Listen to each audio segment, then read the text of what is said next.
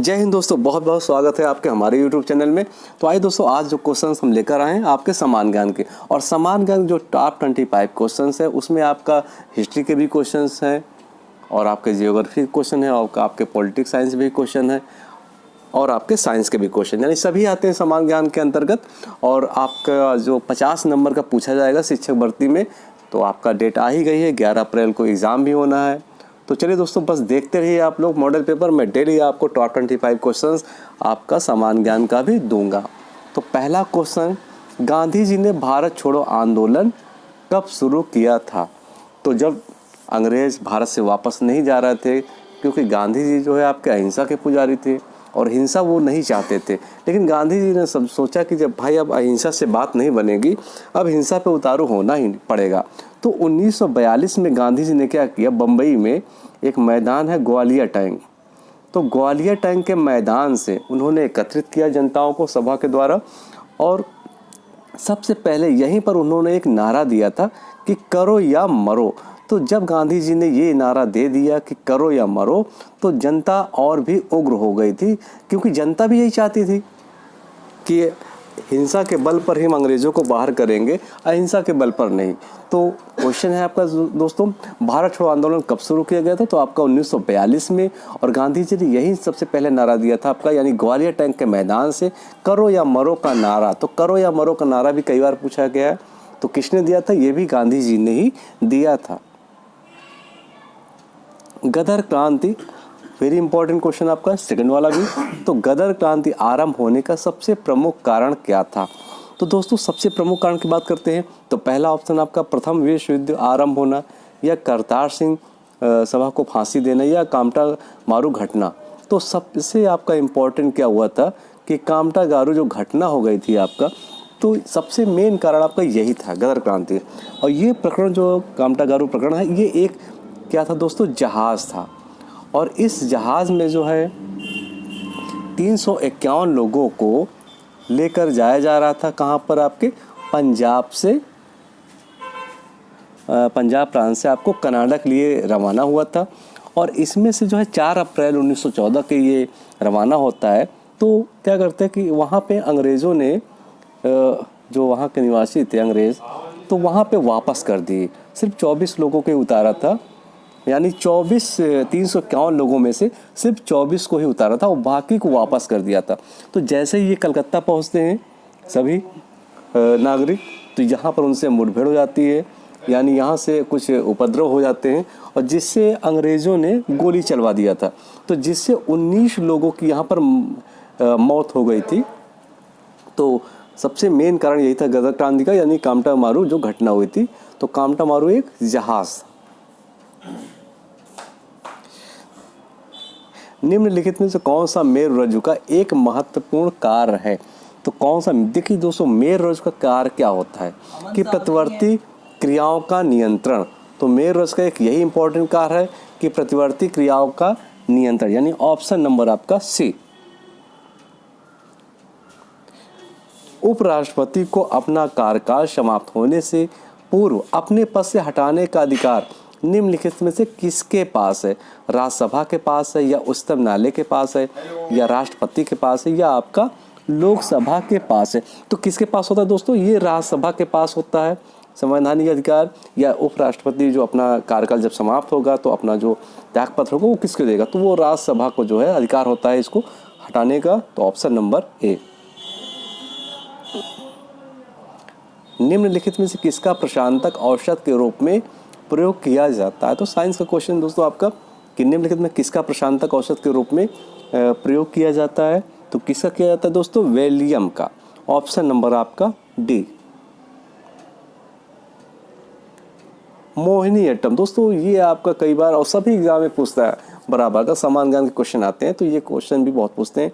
तो मोहिनीअट्टम जो है नृत्य के रूप में किस राज्य से संबंधित है? तो ये मोहिनीअट्टम जो है किस राज्य से संबंधित है? आपका केरल। ऑप्शन नंबर आपका बी। और उड़ीसा में कौन सा होता है दोस्तों? तो उड़ीसा में आपका होता है पाला और घमूरा। पाला होता है और घमूरा होता है। और केरल में आपका मोहिनीअट्टम होता है, और एक और होता है बहुत ज़्यादा जो पूछता है कथकली, और कर्नाटक में दोस्तों यक्षगान होता है, यक्षगान वेरी इंपॉर्टेंट है आपका यक्षगान। और तमिलनाडु में आपका होता है कुंभी और कोलाट्टम, यानी कुम्मी और कोलाट्टम। तो मोहिनीअट्टम कहाँ का नृत्य है दोस्तों? केरल का नृत्य है। राष्ट्रीय आय को प्रायः कहा जाता है, तो सबसे पहले हम चर्चा करेंगे कि दोस्तों राष्ट्रीय आय कहते किसको हैं। तो किसी भी राष्ट्र की जो है अर्थव्यवस्था द्वारा पूरे वर्ष में उत्पादित वस्तुओं और सेवाओं के शुद्ध मूल्य के योग को हम क्या कहते हैं? राष्ट्रीय आय कहते हैं। और राष्ट्रीय आय और हम किसको कहते हैं दोस्तों? आपका MNP FC। तो इसका तात्पर्य क्या होता है कि net national product factor cost, यानी नेट एन से हो गया नेट नेशनल प्रोडक्ट और FC का मतलब हो गया फैक्टर कॉस्ट। तो ऑप्शन नंबर आपका डी। 15 मार्च 2015 को badminton championship Swiss grand prix gold का विजेता कौन था? तो देखिए करंट के भी क्वेश्चन आए, तो आपको किसी भी सन का आपका विजेता पूछ सकता है दोस्तों। तो 15 मार्च 2015 को जो बैडमिंटन हुआ था, चैंपियनशिप हुई थी, उसके विजेता आपके कौन थे? तो कौन थे दोस्तों? आपके के श्रीकांत। तो ऑप्शन नंबर आपका ए।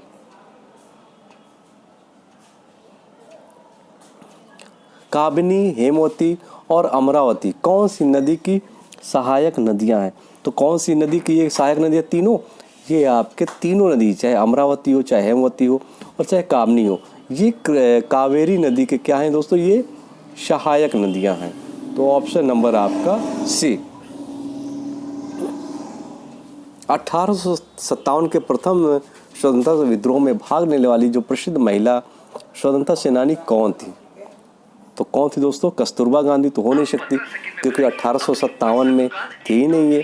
तो आपके भीखाजी कामा ये भी नहीं थी, सरोजिनी नायडू ये भी नहीं, बेगम हजरत महल। तो बेगम हजरत महल ये 1857 की क्रांति में महत्वपूर्ण भूमिका निभाती हैं, और ये लखनऊ से विद्रोह स्टार्ट किया था इन्होंने, ये लखनऊ में अपना नेतृत्व संभाल रही थी।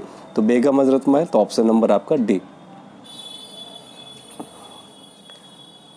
समान प्रावस्था में कंपायमान माध्यम के किन्हीं दो सबसे निकटतम कणों के बीच की दूरी होती है, तो उसको क्या कहा जाता है दोस्तों? उसको तरंग दैर्ध्य कहा जाता है। यानी जो लहरें उठती हैं आपकी, ये तरंग दैर्ध्य, और इसकी दूरी और इसकी दूरी यानी सेम रहेगी, इसी को हम क्या बोलेंगे दोस्तों? तरंग दैर्ध्य। तो ऑप्शन नंबर ए। शहरों के बाहर आर्थिक सुअवसर बनाने के लिए जो मॉडल पेश करते हैं, शहरी आधारभूत संरचना और सेवाएं ग्रामीण केंद्रों में स्थापित करने का प्रस्ताव कौन सा रखता है? तो कौन सा रखता है दोस्तों? आपका पूरा, यानी ऑप्शन नंबर बी।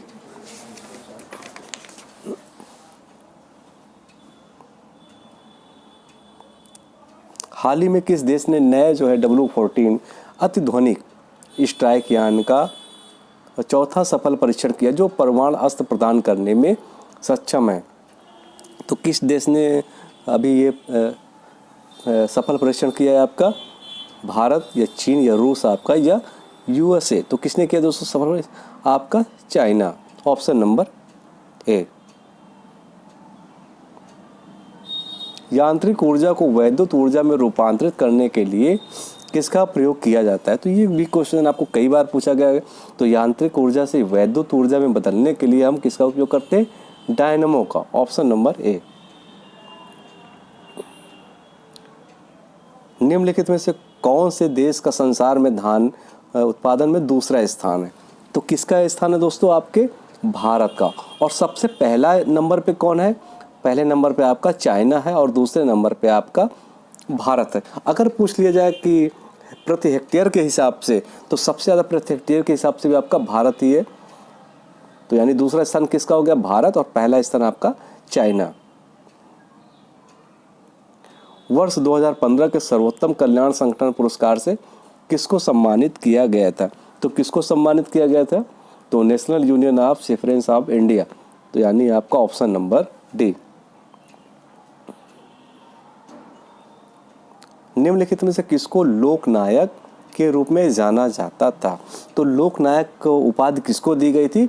आपके JP नारायण, यानी जयप्रकाश नारायण को। ऑप्शन नंबर बी एकदम राइट आंसर दोस्तों। भारत की लगभग आधी जनसंख्या मात्र 5 राज्यों में रहती है। तो सही बात है, आधी जनसंख्या लगभग जो बड़े बड़े राज्य हैं वहाँ पे रहती है। तो निम्नलिखित में से कौन सा एक इन 5 घनी जनसंख्या वाले राज्यों में से नहीं है? तो नहीं है दोस्तों, तो बिहार आपका रहती हैं, पश्चिम बंगाल में और महाराष्ट्र। तो ये 5 में से ये भी 3 आते हैं। और कौन सा नहीं है दोस्तों? तो केरल आपका। तो ऑप्शन नंबर आपका सी। निम्नलिखित में से कौन सा अवध के कृषक आंदोलन का नेता था? तो अवध में जो है कृषक आंदोलन के नेता हम किसको जानते थे? तो वेरी इंपॉर्टेंट आपके बाबा रामचंद्र को, यानी ऑप्शन नंबर आपका ए।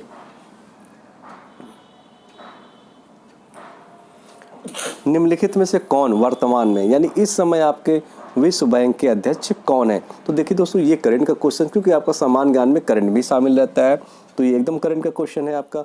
तो इस समय विश्व बैंक के अध्यक्ष कौन है?